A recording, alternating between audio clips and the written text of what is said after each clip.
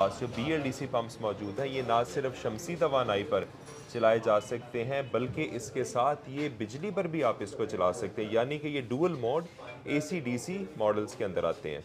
और आप मेरे साथ आइए, मैं आपको दिखाता हूँ। ये देखिए, ये 5 इंच का पंप है जी, ठीक है।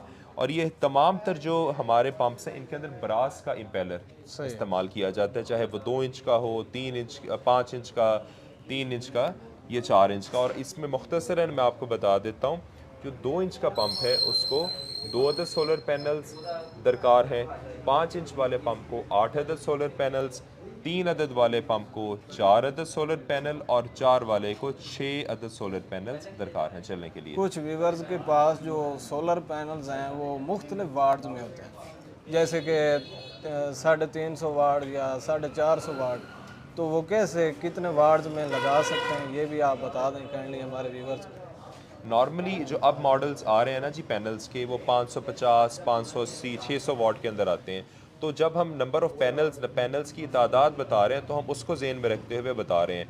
बाकी अगर किसी दोस्त के पास पुराने पैनल्स अवेलेबल हो तो हमसे रब्ता कर सकते हैं, मैं आपको नंबर दे दूँगा हमारी टीम का।